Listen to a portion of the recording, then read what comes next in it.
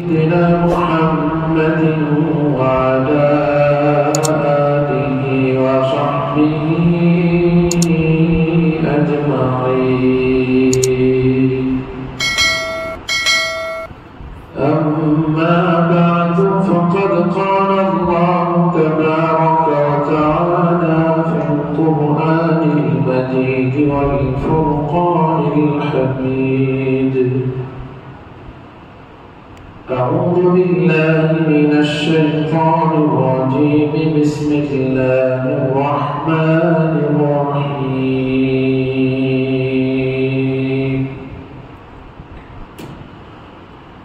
الرحمن علم القرآن خلق الإنسان علمه البيان.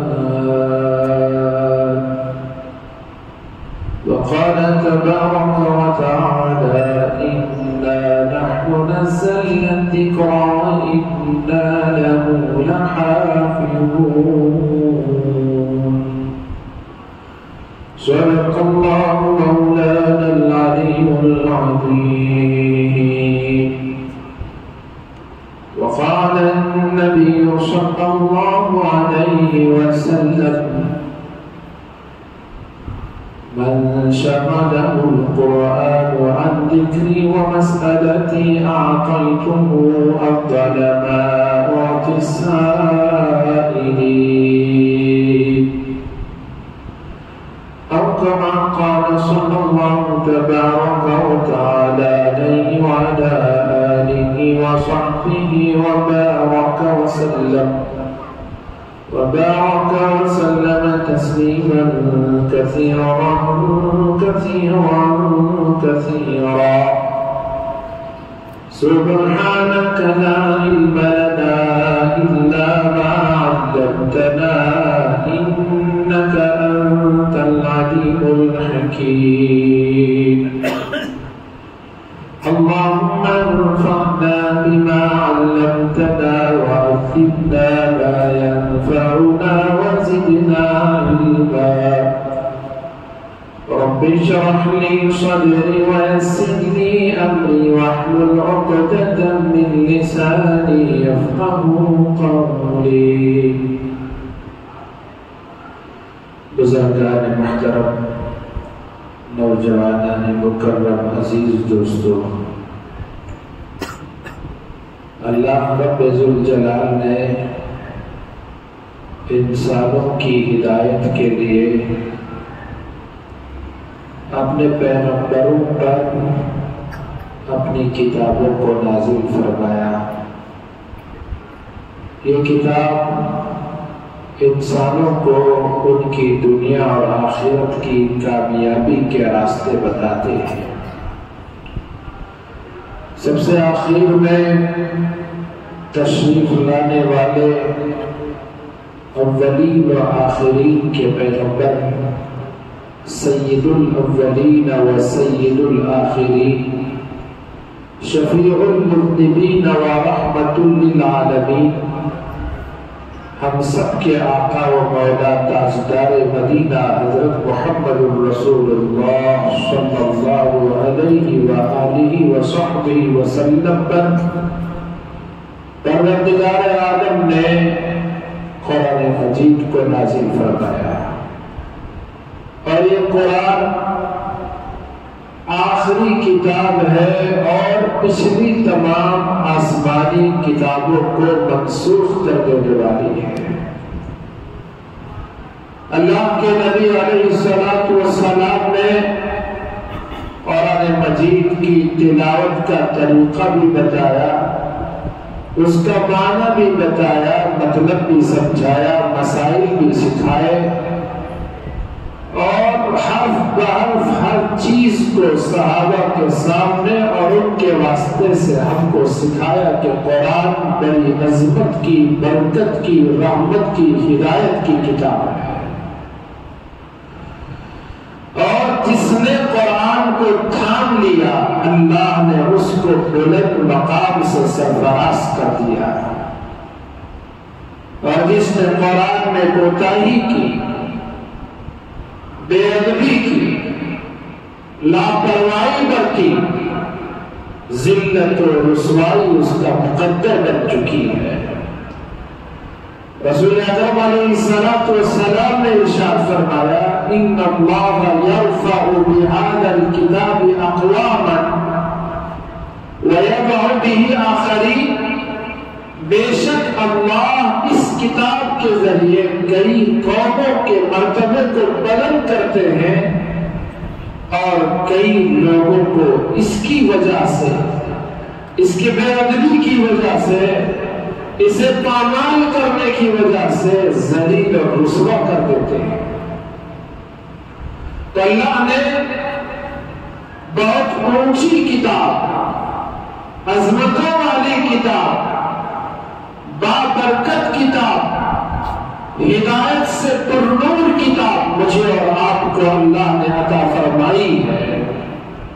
ہماری ذمہ داری ہے کہ اس کتاب کو پڑھیں، اس کو سمجھیں اور اس کے احکام پر عمل کریں اور پوری دنیا میں اسے عام کریں، اس کے پیغام کو لوگوں تک پہنچانے کی کوشش کریں۔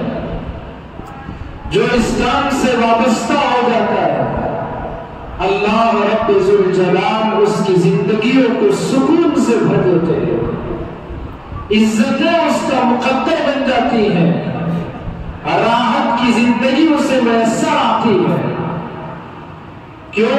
وہ اللہ کے کلام سے اپنے آپ کو جوڑ رہا ہے، اس کی نسبت خدا کے کلام سے ہے، اس کا تعلق کلام الہی سے ہے۔ جب یہ رشتہ کلام اللہ سے مضبوط ہو جائے گا، چونکہ یہ کلام اللہ کی کتاب اس کی صفت ہے، تو اللہ کی صفت سے بندہ جب جڑ جائے گا، خدا کی قسم دنیا کی کوئی طاقت اس کو کمزور نہیں کر سکتی، پسپا نہیں کر سکتی۔ دنیا میں مسلمانوں کے عروج کے زمانے بھی آئے، مسلمانوں نے اس دنیا میں زوال بھی دیکھا، لیکن عروج کے موقع پر بھی قرآن نے سربلندی سے مسلمانوں کو اعزاز بخشا، اور زوال کے موقع پر میں اور آپ اچھی طرح جانتے ہیں تاتاریوں نے جب مسلمانوں کے حکومتوں کی اینٹ سے اینٹ بجا دی، صرف ایک دن میں بغداد میں 2 لاکھ سے زیادہ مسلمانوں کو انہوں نے ذبح کیا، اتنا خون بہایا کہ دریا کا پانی ان کے خون کی وجہ سے لال ہو گیا۔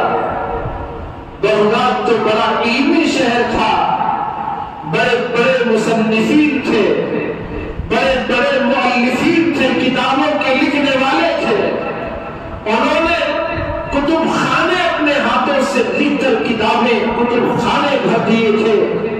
ان ظالموں نے ان کی کتابوں کو دریا میں بہا دیا۔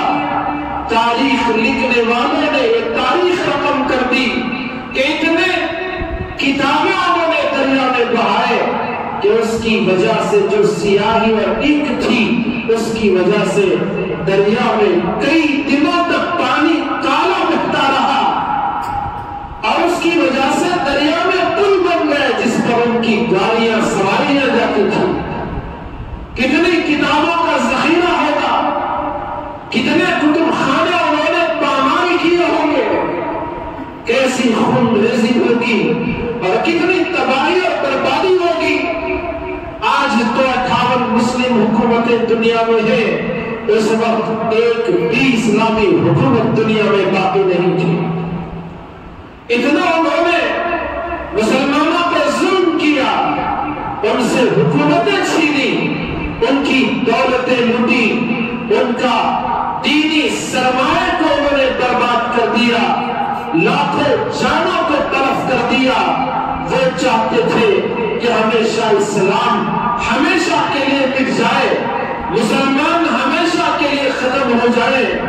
اسی دوران انہوں نے ایک چھوٹے سے بچے کو دیکھا، 7 سال جس کی عمر تھی، اس نے ان کے سامنے سورہ فاتحہ سے سورہ ناس تک پورا قرآن پڑھ کے سنا دیا۔ وہ لوگ حیران ہو گئے، ہم نے ان کی کتابوں کو مٹا دیا، لاکھوں انسان مولی گاجر کی طرح ہم نے کاٹ کر پھینک دیے، سب کچھ برباد کر دیا، لیکن اب کیا کریں؟ ان کے سینوں میں جو قرآن ہے اسے کون مٹا سکتا ہے؟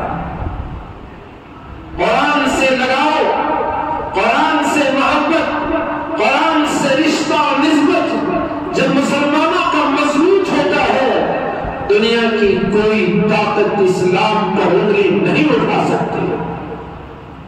اللہ کا دیا ہوا یہ جسمانی نظام، اس کی بنائی ہوئی آنکھیں، اس کے دیے ہوئے کان اور سننے کی طاقت، اس کی دی ہوئی زبان، اس کی دی ہوئی سمجھ بوجھ، اگر مسلمان قرآن سیکھنے میں لگائے، قرآن پڑھنے میں اس کی زبان کا استعمال کرے، خدا کی قسم یہ ہاتھ اٹھائے اور فرشتے اس کی دعا پر آمین کہنا شروع کر دیں۔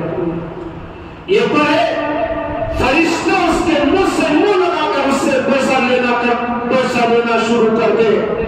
قرآن مجید بڑی عظمت کی کتاب ہے، آج مسلمان کی یہ زبان قرآن پڑھنے میں استعمال ہونے کے بجائے، ذکر و اذکار میں استعمال ہونے کے بجائے، دنیاوی باتوں میں، غیبت میں، فحش باتوں میں، گالی گلوچ میں، بے حیائی کے الفاظ اور بے حیائی کے گانے گانے میں ہماری زبان استعمال ہوتی ہے۔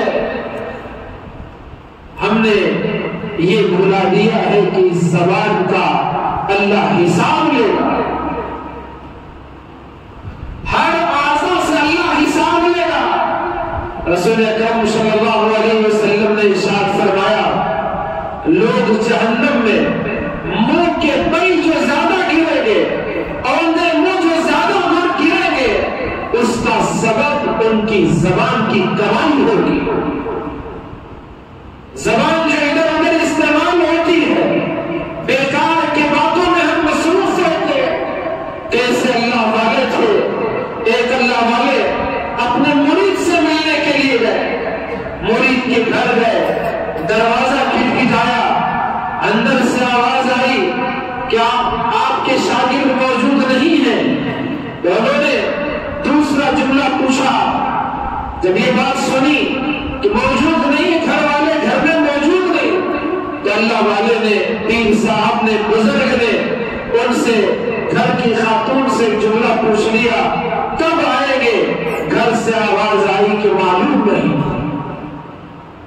کتابوں میں اس واقعے کو بزرگوں نے نقل کیا کہ یہ جو اللہ والے تھے جنہوں نے دروازہ کھٹکھٹا کر پوچھا تھا کہ آپ ان کے شاگرد کے بارے میں، مرید کے بارے میں، جب اندر سے بات آ گئی کہ گھر میں موجود نہیں، تو پھر دوبارہ جو انہوں نے پوچھا کہاں گئے، کب آئیں گے، تو یہ اللہ والے 30 سال تک استغفار کرتے رہے کہ جب مجھے پتا چل گیا کہ گھر میں میرا شاگرد موجود نہیں، مکان میں میرا مرید موجود نہیں، تو پھر مجھے زائد ایک جملہ کہنے کی کیا ضرورت، کب آئیں گے؟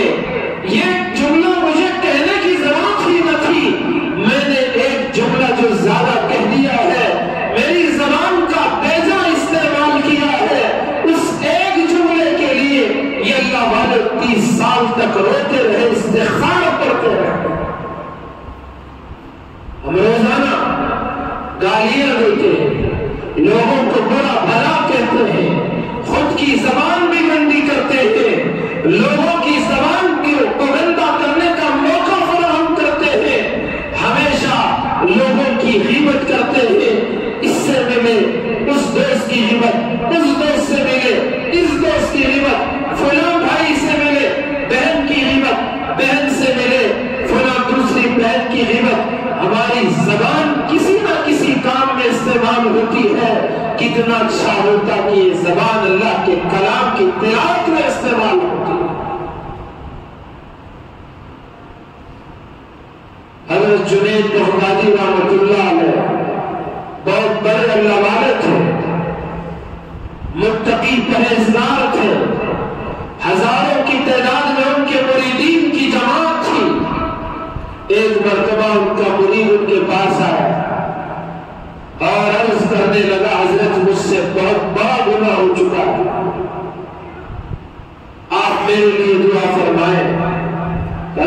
فرمایا استغفار کرو، اللہ سے معافی مانگو، اللہ کی ذات بڑی کریم ہے، اللہ تبارک و تعالیٰ اس بندے سے زیادہ محبت کرتے ہیں جس بندے سے گناہ ہو جائے اور اس پر وہ شرمندہ ہو کر اللہ کے سامنے توبہ کرے۔ حضور نے فرمایا کل بنی آدم خطاؤن، آدم کا ہر بیٹا خطا کار ہے، آدمی کے اندر خطا کا مادہ موجود ہے، اس سے غلطی ہوتی ہے، گناہ سرزد ہوتا ہے۔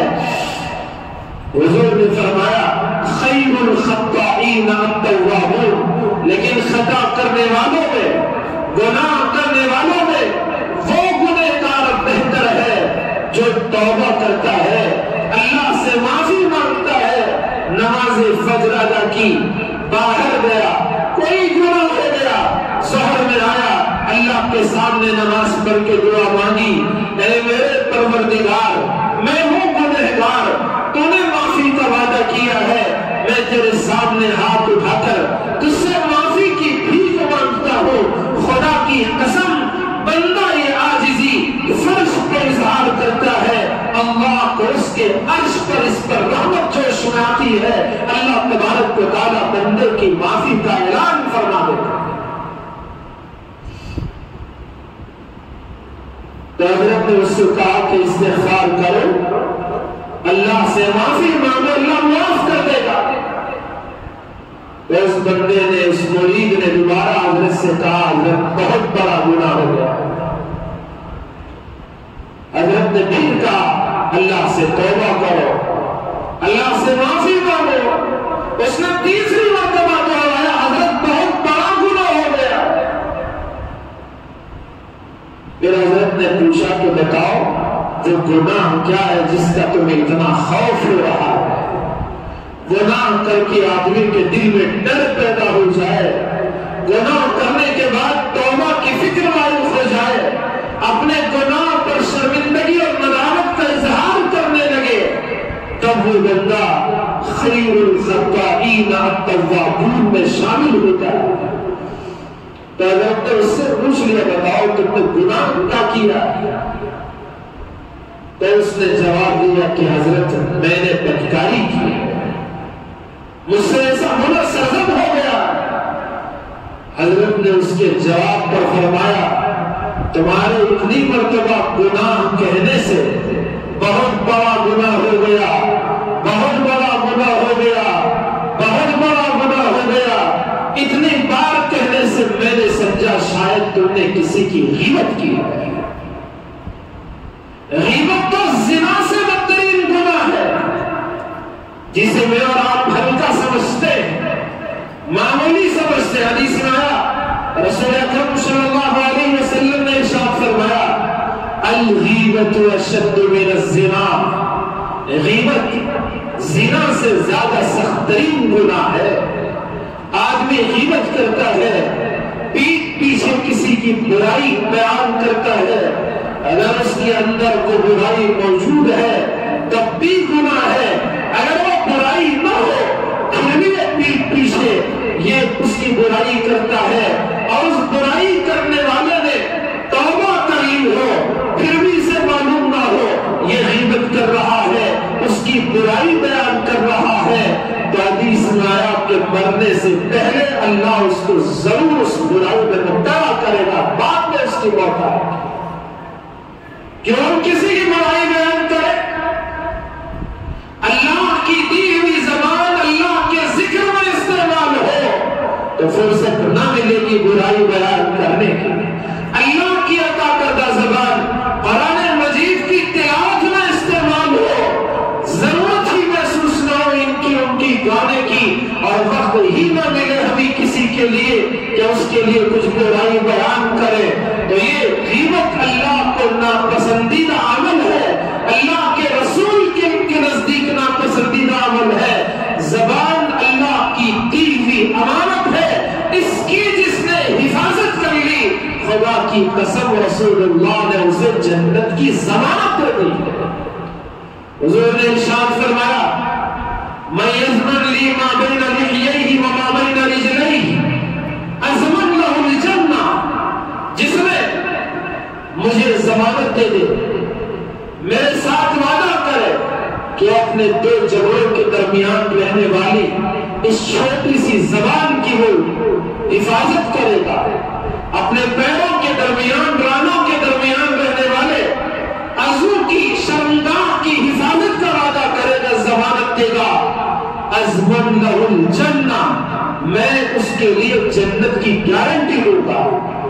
یہ دو چیزیں ایسی خطرناک ہیں، ان کی وجہ سے آدمی آخرت بھی برباد کرتا ہے اور اپنی دنیا بھی تباہ کر لیتا ہے۔ زبان ہی تو ہے، چپ رہے گا تو نجات پالے گا، من شامت نجا، اور جس نے زبان کھولی اگر وہ صحیح بات ہے، کبھی کبھی صحیح بات پر بھی اسے پریشانی کا سامنا کرنا پڑتا ہے، صحیح بات پر اگر پریشانی ہو رہی ہے تو اسے ذلت کا سامنا تو کرنا نہیں پڑے گا، اگر غلط بیانی کر دیتا ہے آخرت میں تو عذاب ہے ہی، جہنم کی آگ ہے ہی، جہنم کے عذابات تو ہے ہی، دنیا میں بھی اس کا سر شرم کی وجہ سے جھکنا پڑے گا۔ اگر وہی خاموش رہتا، چپی ساتھ لیتا، خاموشی اختیار کر لیتا، وہ نجات پا لیتا، بچ جاتا، رسوائی نہ ہوتی، ذلت نہ ہوتی۔ اس زبان کی حفاظت کا وہ بہت بڑی قیمتی چیز ہے، یہ اللہ کی طرف سے عطا کردہ ایسی انمول چیز ہے کہ اس سے آدمی اپنی تمام ضرورتوں کا اظہار کرتا ہے، اپنے خیالات کا اظہار کرتا ہے، اور یہ زبان اللہ کے ذکر میں جس کی در رہتی ہے، جو ذکر الہی میں رب اللسان رہتا ہے، اللہ تبارک و تعالی دنیا میں بندہ اللہ کا نام لیتا ہے، دنیا والوں کے درمیان لیتا ہے، میرا رب اسے عرش والوں کے درمیان اس کا نام لیتے ہیں۔ کتنا مبارک عمل ہے، بندہ اللہ کا نام لے اور اللہ بندے کا نام لے۔ زبان کیسی بڑی نعمت ہے کہ اس سے ادا ہونے والا نیکی کا جملہ آپ کے اعمال نامے کو نیکیوں سے بھر دے گی، اور اگر برائی کا کوئی جملہ اس زبان نے ادا کیا، اعمال نامے میں وہ جملہ بھی محفوظ رہے گا۔ ہم سمجھ رہے ہوں گے کہ ہمارے یہ بول محفوظ نہیں ہے، ہمارے الفاظ محفوظ نہیں ہے، کل قیامت میں اللہ کے یہاں ہر لفظ کا حساب ہوگا، ہر جملے کا حساب ہوگا، ہر کہنے کا حساب ہوگا، ہمارے زبان کے ہر حرف کا حساب لیا جائے گا۔ اگر یہ زبان دلوں کے جوڑنے کا کام کرتی ہے، اللہ کی مدد اسے ملتی ہے، اگر یہ زبان دلوں کو توڑنے کا کام کرتی ہے، بندہ اللہ کی رحمت سے دور جاتا ہے۔ حضرت علی نے فرمایا، ہم نے اپنی زبان کا جو استعمال کی جو عادت بنا لی ہے، ہم سوچتے نہیں کہ سامنے والا میرے اس جملے سے کیا اثر لے گا، اس کے دل پر کیا گزرے گی۔ جو زبان پہ آیا پھڑلے سے ہم نے کہہ دیا، منہ پہ بھی کہہ دیا، پیٹھ پیچھے بھی کہہ دیا، یہ نہ سوچا کہ میرا یہ جملہ اس پہ کیا اثر کرے گا۔ حضرت علی نے فرمایا،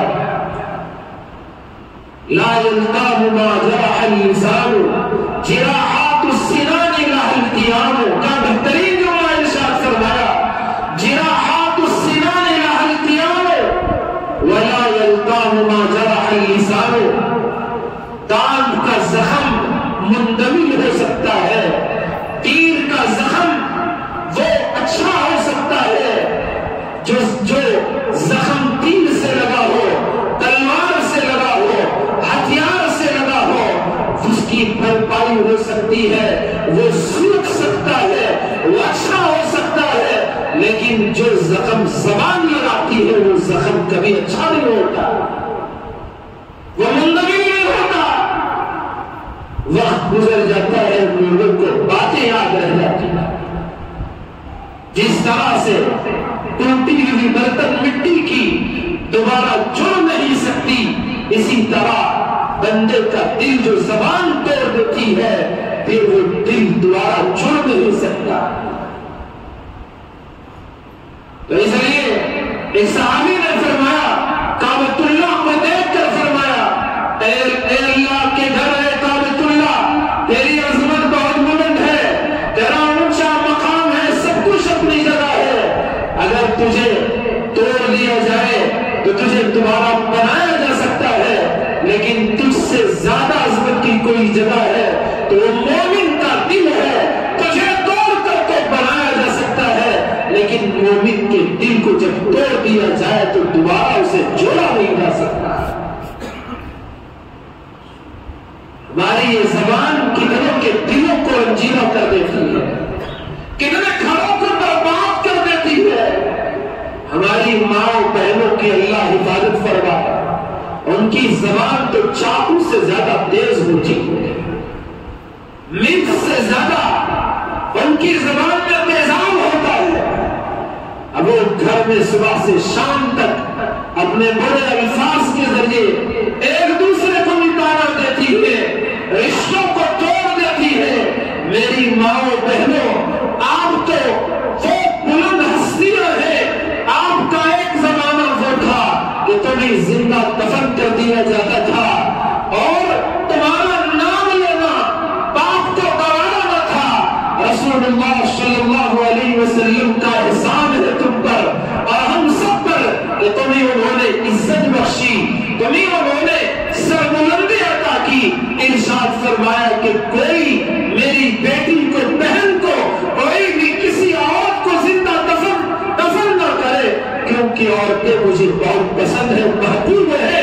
تم ان پہ ظلم نہ کرو، یہ صنف نازک، ان کا حق ادا کرو، ان پہ ظلم نہ کیا کرو.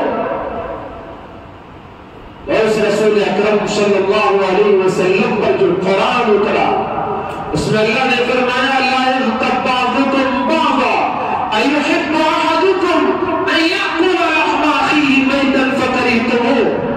کیا تم میں کوئی پسند کرے گا کہ اپنے مردار بھائی کا گوشت کھائے؟ کوئی بھی نہیں پسند کرتا.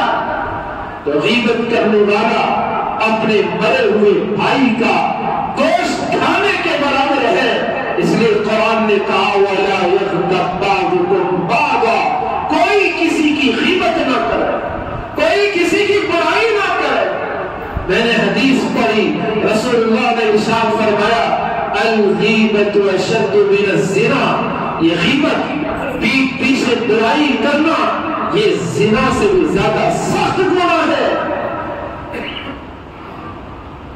تو میں یہ عرض کر رہا تھا، ہم اپنی زبان سے خود کا بھی نقصان کرتے ہیں اور دوسروں کا بھی نقصان کرتے ہیں. حضرت خواجہ نظام الدین اولیاء رحمۃ اللہ علیہ، ہم میں سے ہر کوئی ان کو جانتا ہے، بہت بڑے اللہ کے ولی تھے، مریدین کی بہت بڑی تعداد تھی. لوگ اپنے دل کی اصلاح کے لیے حضرت کی خدمت میں پہنچتے تھے، اپنی اصلاح کراتے تھے. تو حضرت کے پاس کچھ لوگ ملنے کے لیے گئے، ان جانے والوں میں ایک منطقی آدمی بھی تھے، ان کی بھی خواہش ہوئی کہ حضرت سے ملو. آنے والے مریدین حضرت اولیاء کو اپنے بزرگوں کی قدر کی وجہ سے، ان کی عظمت کی وجہ سے ان کو تحفے تحائف دیا کرتے تھے. آج تو تحفے لینا دینا یہ سب ہم نے چھوڑ دیا ہے. تحفے لینے دینے سے محبت بڑھتی ہے، ہم نے اس کا رواج ختم کر دیا. تو میں عرض کر رہا تھا، مریدین اپنے پیر کی صحبت میں جب پہنچتے ہیں تو تحفے دیا کرتے ہیں. تو اب یہ لوگ ملاقات کے لیے پہنچ رہے تھے، تو اس میں ایک منطقی آدمی بھی تھے ماسٹر. انہوں نے سوچا کہ سب لوگ تحفے دے تو میں اگر نہ دوں تو برا ہوگا. انہوں نے ایک اچھا سا کاغذ دیا، اس میں کچھ مٹی ڈالی، اسے خوبصورت پیک کیا. اس کے دل میں یہ بات تھی کہ لوگ سب دیتے ہیں، میرے اس تحفے سے کیا اثر پڑا، سامنے تو سب کے رسوائی سے بچ جاؤ گا کہ اس نے بھی تحفہ دے دیا تو رسوائی سے بچ جاؤں گا. یہ سوچ کر اس نے اچھا کاغذ لے کر کنکرے اس میں ڈال کر اس کو خوبصورت پیک کر کے جب لوگ تحفہ دینے لگے تو یہ صاحب بھی تحفہ دے کر اپنی جگہ بیٹھے. اتنے میں حضرت کا خادم آیا. خادم کی ڈیوٹی تھی کہ وہ ایک دشت میں رکھ کر تمام تحفے اندر لے کر جائے اور حضرت پھر جس کو دینے کے لیے کہے کہ اس کو دے دے. اللہ والوں کا کام ہی ایسا ہوتا ہے کہ ان کو لوگ تحفے دیتے ہیں، وہ کبھی کسی غریب کی مدد کرتے ہیں، کبھی کسی بیوہ کو دے دیتے ہیں، کبھی کسی یتیم کا سہارا اس کا انتظام کر دیتے ہیں. تو یہی ان کے دربار میں بھی ان کی خدمت میں بھی یہی کام ہوتا تھا. تو مرید آیا، سارے تحفے اس نے اپنے اس دشت میں جمع کیے. جب یہ کاغذ کا خوبصورت تحفہ تھا، حضرت نے اس خادم سے کہا کہ اس کو یہی چھوڑو. اللہ والوں کو اللہ پاک فراست عطا کرتا ہے. حدیث میں اس کا ذکر ہے، اتقوا فراست المؤمن فإنه ينظر بنور اللہ. مومن کی فراست سے بچو کیونکہ وہ اللہ کے نور سے دیکھتا ہے. اللہ پاک اللہ والوں کو خاص حکمت عطا فرماتے ہیں. فراست ہوتی ہے، آنے والا کس مقصد سے آیا ہے پہچانا جاتا ہے. اللہ کی طرف سے خاص مدد ہوتی ہے، اس کے ذریعے سے نیک بندہ پہچان لیتا ہے کہ آنے والے کا غرض کیا ہے. یہ کوئی غیب کی بات نہیں ہے، لوگ اس سے دھوکا کھاتے ہیں. یہ کوئی غیب کی بات نہیں ہے، غیب ایک الگ چیز ہے. اللہ کی طرف سے عطا کرتا، عنایت کرتا فراست الگ چیز ہے. تو حضرت نے پہچان لیا، خادم سے کہا کہ اس کو یہی چھوڑ. ابھی جو منطقی صاحب تھے پریشان ہو گئے، پسینہ پسینے ان کے چھوٹنے لگے. ارے یہ کیا ہوا؟ سارے تحفوں میں میرا بھی اندر چلا جاتا، خادم لے کے جاتا. جب وہ کھول کے دیکھتا کنکریاں ہوتے، وہ برا بھلا کہتا کوئی نالائق دیا ہے، بس بات آتی اور ختم ہو جاتی. لیکن اب کیا کرو، سامنے ویسے ہی پڑا ہوا ہے.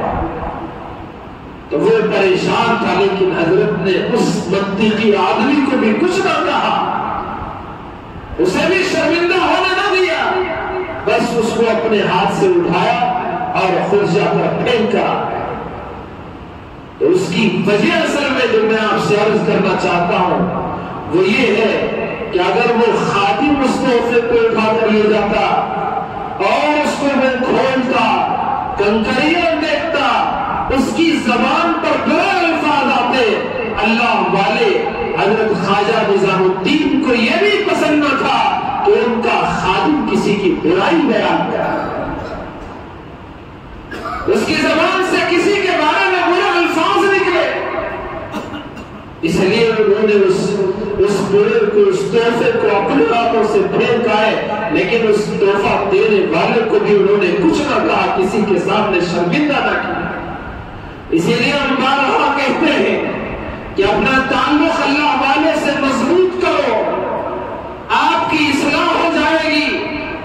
ہمارا تعلق جب نیک لوگوں سے ہوگا، ان کے ساتھ اٹھنا بیٹھنا ہوگا. اور قرآن میں اللہ نے اس کا حکم بھی دیا، یا ایھا الذین آمنوا اتقوا اللہ، اے مومنو اللہ سے ڈرو، وکونوا مع الصادقین، نیک لوگوں کے ساتھ رہا کرو، سچوں کے ساتھ رہا کرو، جو اپنی زبان کی بھی حفاظت کرتے ہیں، اپنی آنکھوں کی بھی حفاظت کرتے ہیں، اور وہ اپنے دن رات کے اوقات کی پابندی بھی کرتے ہیں. ان کے دل اللہ کی محبت سے معمور ہوتے ہیں، ان کے دل اللہ کی معرفت سے پرنور ہوتے ہیں. نیک لوگوں کی صحبت اختیار کرو، جس کو تم اپنا امام سمجھتے ہو، جس کو تم اپنا پیشوا سمجھتے ہو، جس کو تم اپنا پیر سمجھتے ہو، جس کو تم اللہ کا نیک بندہ سمجھتے ہو. دیکھو اس کی زندگی میں سنت ہے یا نہیں ہے، اللہ کے حکم کو پورا کرتا ہے یا نہیں ہے، وہ شریعت سے پرے دوسری باتیں کہہ کر لوگوں کو کہیں گمراہ تو نہیں کر رہا ہے. وہ اللہ کا بندہ قرآن پہ عمل کر رہا ہے یا نہیں کر رہا ہے، حدیث پر عمل کرتا ہے یا حدیث کے خلاف زندگی گزارتا ہے. میں اس لیے یہ بات درج کر رہا ہوں، کئی لوگ یوٹیوب پر اپنے چینل بنائے ہوئے ہیں، فیس بک پر اپنے پیج چلاتے ہیں، واٹس ایپ کے ذریعے سے گمراہی پھیلاتے ہیں.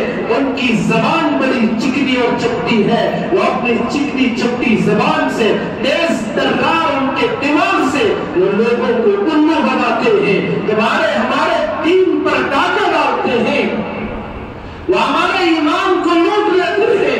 کتنے نوجوان بچے، کتنے نوجوان بچیاں ان کے دھوکے میں آ کر اپنے ایمان سے ہاتھ دھو بیٹھے ہیں، ان کے پیچھے وہ چل پڑے ہیں، قرآن سے دور ہو رہے ہیں، حدیث سے دور ہو رہے ہیں۔ اس لیے دیکھو سامنے والا یہ بندہ اللہ کے حکم پر چلتا ہے یا نہیں، رسول اللہ کی سنت اس کی زندگی میں ہے یا نہیں، اگر ہے تو پھر اپنے آپ کو اس کے حوالے کرو، ہر معاملے میں اس سے مشورہ کرو، یقیناً وہ تمہارا خیر خواہ ہوگا، وہ تمہارے ساتھ کبھی برا نہیں چاہے گا، وہ تمہارا ہمیشہ بھلا چاہنے والا ہوگا۔ کیوں؟ وہ جانتا ہے کہ اس کو جس نے پیدا کیا ہے اسی نے آپ کو بھی پیدا کیا ہے، اگر آپ کا وہ نقصان کر دے گا تو خدا اس کا نقصان کر دے گا۔ وہ اللہ کو خوش کرنا چاہتا ہے، اللہ کو وہ ہمیشہ راضی کرنا چاہتا ہے، تو کبھی بھی وہ آپ کے ساتھ برا کبھی مشورہ بھی نہیں دے گا، برا چاہنا تو دور کی بات ہے۔ تو اس لیے ہر کام میں بڑوں سے، علماء سے، نیک لوگوں سے، متقی پرہیزگار لوگوں سے مشورے کیا کرو، اپنی زندگی ان کے حوالے کرو، نیک راستے پر چلنا آسان ہوگا۔ یا ایھا الذین آمنوا اتقوا اللہ وکونوا مع الصادقین۔ اور ہمارا عجیب معاملہ ہے، لوگ گھر کے نمازی پر بھروسہ نہیں کرتے، باہر کے قوار پر سب کچھ لگا دیتے ہیں، محلے کے امام کی قدر نہیں، باہر سے کوئی آ جائے تو میں اس کے پیچھے بھاگتے۔ بڑی عجیب بات ہے، ہماری سوچ بڑی عجیب ہے۔ آپ جائیں دوسرے علاقوں میں، آپ جتنے بھی بڑے علامہ فہامہ کیوں نہ، کوئی آپ کو پوچھ کر نہیں دیکھتا۔ ہمارا تجربہ ہے لیکن ہمارا مزاج الگ ہے۔ باہر سے کوئی آئے تو ہم ان کے، میں یہ نہیں کہہ رہا ہوں کہ قدر نہ کرو، یہ بات غلط ہے، لیکن اس کی وجہ سے اپنے جو ہے ان کو کم سمجھنا، ان کے بارے میں الٹا سیدھا صحیح غلط سب کچھ کہتے رہنا، جو آنکھوں کے سامنے ہے اس کی جو قدر نہیں کرتا، جو پیٹھ کے پیچھے اس کی کیا قدر کرے گا۔ تو عظمت کرو، ان کے ساتھ اپنا تعلق جوڑو، اپنے اولاد کو اپنے مسجد کے امام کے ساتھ بیٹھ کر پڑھنا لکھنا، قرآن پڑھنا، اردو دعائیں، احادیث اور اسلام کے احکام سیکھنے کے لیے ان کا شاگرد بناؤ، ان کے پاس بھیجو۔ اگر یہ کام مسلمان پابندی کے ساتھ کریں گے اور ساتھ ہی ساتھ عظمت کے ساتھ کریں، بہت سے تو بچوں کو بھیج دیتے ہیں لیکن کبھی غلطی سے استاد نے ایک مار بھی مار دیا، ابو یاسین چاہ کے محلے کے سارے غربے کو لے کر مسجد آ جائے، آج حضرت ہمارا بچہ بولے اس کی ماں، کتنے مرتبہ باپ بھی بچے کو مارتا ہے، ماں بھی مارتی ہے، اور کبھی ایسی غلطی ہو جاتی ہے مارنا چاہ کر کوئی نقصان پہنچاتے نہیں، اتفاق سے ہو جاتا ہے، تو اس کو اتنا ہائی لائٹ کرتے ہیں کہ اس کی وجہ سے اس بچے کے دل میں بھی استاد کی کوئی حیثیت باقی نہیں رہتی۔ اب کوئی حیثیت استاد کی نہ باپ کے دل میں اور نہ بچے کے دل میں اور نہ ماں کے دل میں، تو پھر اس خاک کیا سینہ اس کا وہ قرآن سے بھرے گا، قرآن اس کے سینے میں کیسے آئے گا، زبان پہ کیسے چڑھے گا۔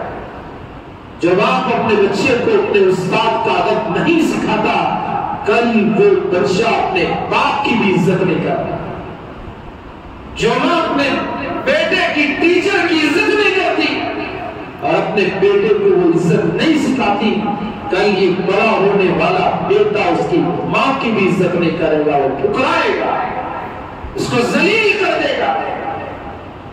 اس لیے بچوں کو اساتذہ کی عظمت سکھاؤ، اساتذہ ماں باپ کی عظمت تمہارے بچوں کو سکھا کر بھیجتے۔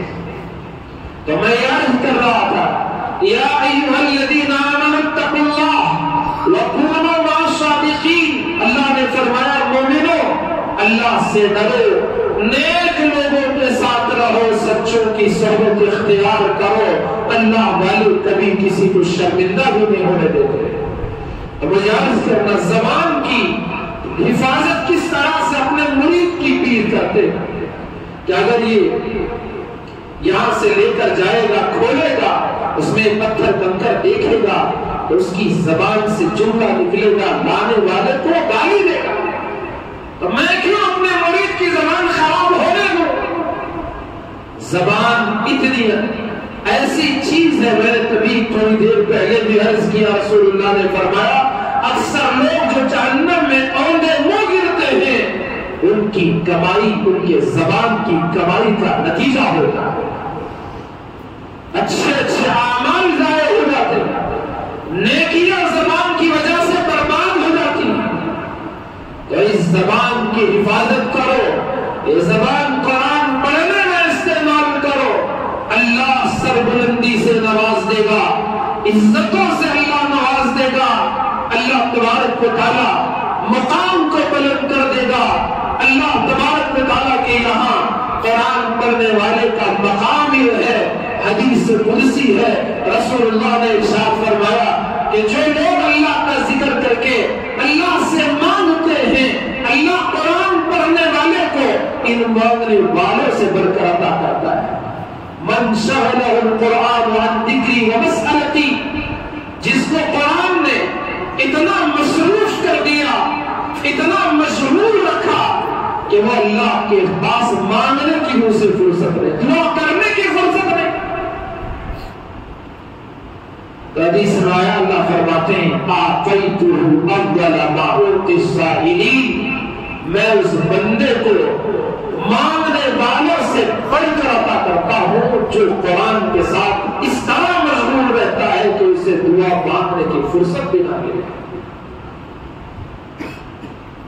مدارس میں قرآن کا پڑھنا اور پڑھانا ہوتا ہے، اساتذہ قرآن پڑھاتے ہیں، بچے قرآن پڑھتے ہیں، چھوٹی عمر کے بچے بھی قرآن یاد کر سکتے ہیں اور بڑی عمر کے لوگ بھی قرآن یاد کر سکتے ہیں۔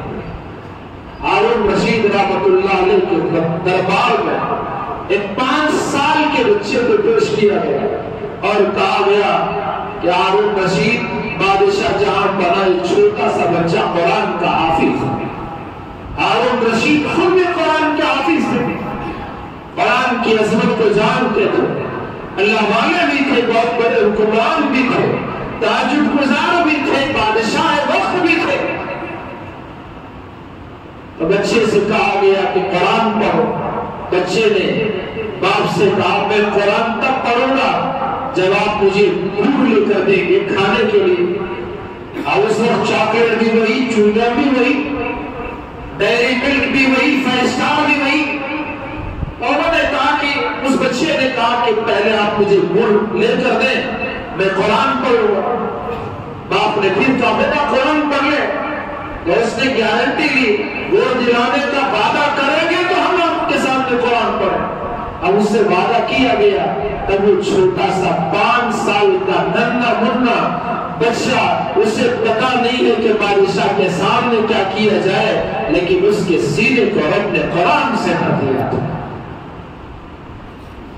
یہ قرآن ہے ہی ایسی بابرکت کتاب جو اسے تھوڑا دن دے، تھوڑا وقت دے، جو اس کے دل میں اترنا شروع ہوتا ہے، جو اپنی زندگی کا تھوڑا سا وقت اسے دیتا ہے، اس کی باقی 24 گھنٹے کی زندگی میں قرآن کی برکتیں اترنا شروع ہوتی ہیں۔ لیکن ہم نے کاروبار سے اتنی ابھی فرصت ہی نہیں کہ قرآن پڑھ سکے، دنیا کے کاموں سے اتنا ٹائم ہی نہیں کہ قرآن کو ہاتھ لگا سکے۔ گھر میں جو قرآن ہے دھول اس پر اٹی ہوئی ہے، دکان میں جو اوپننگ کے وقت میں قرآن لا کر اوپر جو رکھا تھا اس پر دھول چڑھی ہوئی ہے۔ اس چپل کے دکان میں یہ بندہ روزانہ جوتے تو بیچتا ہے لیکن اللہ کے کلام کو ڈاگر نہیں بیچتا، کپڑوں کی دھول تو جھاڑتا ہے لیکن اللہ کے کلام کی دھول نہیں جھاڑتا۔ اللہ کے بندے قرآن عظمت کی کتاب ہے، اس کا ایک ایک حرف عظمتوں والا، برکتوں والا ہے۔ تو یہ قرآن مجید مدارس میں بچوں کو پڑھنا پڑھانا سیکھنا سکھانا 24 گھنٹے کا ایک معمول ہوتا ہے۔ ہمارے مدرسے دارالعلوم فاروقیہ میں آپ اچھی طرح سے اس مدرسے کو جانتے ہیں، زمانے دراز سے اس کی خدمات ہیں، اساتذہ پڑھاتے ہیں، طلبہ پڑھتے ہیں، یہاں سے جو بچے پڑھے کئی مسجدوں میں امام ہیں، بڑے بڑے مدارس میں اساتذہ کی خدمت انجام دے رہے ہیں۔ ہمارے محسن قوم و ملت نے بزرگوں نے اس کی بنیاد رکھی اور تعلیم کا ایک عظیم سلسلہ جو شروع ہوا، اللہ کے کرم سے یہ سلسلہ آج تک جاری ہے۔ آپ میں سے کئی افراد خود مدرسہ پہنچتے ہیں، مدرسے کی ضرورتوں میں ہاتھ بٹاتے ہیں۔ اس سال بھی مدرسے میں دستار بندی کا جلسہ ہے، 18 حفاظ کرام جن کی دستار بندی کل ہونی ہے، کل ہی ہفتہ صبح 10 بجے سے مدرسے میں جلسہ دستار بندی کا یہ منعقد ہے۔ اس میں ایک طالب علم جس نے صرف 1 سال میں قرآن مجید کو کے حفظ کو مکمل کیا، آپ دیکھ کر تعجب کریں گے، چھوٹا سا اتنا سا ننھا سا بچہ ہے، نام بھی اس کا دین کا تاج ہے، تاج الدین ہے۔ اللہ نے اس کے سینے کو ایسا کھول دیا کہ 1 سال میں اور بھی کم وقفے میں وہ حافظ ہو سکتا تھا، لیکن بیماری کی وجہ سے کچھ وقفہ رہا، اس کے باوجود اس بچے نے 1 سال میں قرآن مجید کے حفظ کو مکمل کیا۔ کیا آپ کے بچے نہیں پڑھ سکتے؟ کیا ہمارے بچے نہیں پڑھ سکتے؟ قرآن مجید تو اللہ کی کتاب ہے، وہ سینے اللہ کے نزدیک کتنے بابرکت ہیں، جن سینوں کو اللہ پاک نے اپنی امانت رکھنے کے لیے اپنی امانت کا صندوق جن سینوں کو بنایا، اپنی امانت کا صندوق جن سینوں کو بنایا، تو وہ سینے کتنے بابرکت ہوں گے کہ جن پر خدا کو اعتبار ہے۔ اللہ نے ان سینوں کو قرآن سے بھر دیا، قرآن کے نور سے بھر دیا۔ ہم میں سے ہر ایک کو فکر کرنی چاہیے کہ اپنے اولاد کو قرآن کا حافظ بنائے، دیندار بنائے۔ کل اولاد ہمارے مرنے کے بعد کچھ کرے نہ کرے، اگر دیندار بنایا، قرآن والا بنایا، وہ پڑھے گا، عمل کرے گا، اس کا اجر ہمارے مرنے کے بعد بھی ہماری قبروں میں پہنچتا رہے گا۔ اس میں کسی مسلک کا اختلاف نہیں ہے۔ حضور کی حدیث ہے، آدمی مر جاتا ہے، 3 راستے اس کے لیے بھی باقی رہتے ہیں اس کے عمل کے سلسلے کو جاری رکھنے کے لیے، یا تو صدقہ جاریہ، یا علم نافع، یا اولاد صالح، جو نیک اولاد اپنے ماں باپ کے حق میں دعا کرتی ہے، اور اس کی دعا کی برکت سے اللہ پاک اس کے اعمال نامے کو ابھی بھی جاری رکھتے ہیں، نیکیاں باقاعدہ اس کی لکھی جاتی رہے۔ کیوں؟ اولاد کو نیک بنایا، دیندار بنایا، اولاد کو دین سیکھنے پر لگایا۔ اتنے ماں باپ بچوں کو اچھا پڑھا دیتے ہیں، ڈاکٹر انجینئر، وہ بھی کچھ ہے آٹے میں نمک کی طرح، ورنہ تو اکثر مسلمانوں میں بچوں کے پڑھانے، ان کی تعلیم تربیت پر کوئی توجہ نہیں۔ اب تھوڑا تھوڑا جو بیداری آئی تو اس کی وجہ سے لوگ اس کی فکر کر رہے ہیں، لیکن جو ترقی یافتہ ہیں، جن کے سارے بچے تو ڈاکٹر انجینئر، لیکن وہ بھول گئے تھے ان بچوں کو قرآن پڑھانا، دین سکھانا، انہوں نے ان کو دنیا سکھایا۔ بچے بھی دنیا کے ہوئے گئے، ماں باپ کے نہ ہو سکے۔ آج وہ ماں باپ، کوڑے ماں باپ خون کے آنسو لے رہے ہیں۔ کاش ان بچوں میں کسی ایک کو تو قرآن پڑھا دیا ہوتا جو آج وہ ہماری قدر کرتا ہے۔ تو اس لیے دنیا کی تعلیم کے ساتھ ساتھ قرآن کی تعلیم سے بھی اپنے اولاد کو آراستہ کرو۔ تو غرض ہمارا یہ جلسہ جو کل ہونے پر ہے، تمام مسلمانوں سے ہم سب کے لیے خوشی کا موقع ہے، آپ اس میں ضرور شرکت فرمائیں۔ 10 بجے سے ظہر تک یہ جلسہ ہوگا۔ اسی طرح آپ اچھی طرح جانتے ہیں کہ ہمارے ضلع کا اجتماع طے ہوا ہے 15 اکتوبر 2021 کو ہمارے ضلع کا، ہمارے تعلقے کا، ہمارے شہروں کا یہ اجتماع ہے اور اس کی محنت بھی چل رہی ہے۔ جماعتیں گاؤں گاؤں پیدل سوار ہر جگہ گھوم رہی ہیں اور لوگوں میں چہل پہل کرتے ہوئے دعوت دے رہی ہیں، دین کی طرف بلا رہی ہے۔ یہ اجتماع ہمارے اصلاح کے لیے، ہماری آخرت کے لیے، ہماری دنیا اور آخرت کے لیے اجتماعات ہوتے ہیں۔ تو اس لیے آپ سے گزارش ہے کہ اس سے پہلے 3 دن ہمارے بھی لگے، کچھ وقت ہمارا بھی اس میں لگ جائے اور اجتماع میں بھی برابر شریک ہو جائے۔ اللہ تبارک و تعالی ہونے والے ہمارے اس مدرسے کے جلسے کو اور ہمارے ضلع کے اس اجتماع کو بے انتہا قبول فرمائے۔ اللہ رب ذوالجلال اس کی برکتوں سے ہم سب کو مالا مال فرمائے۔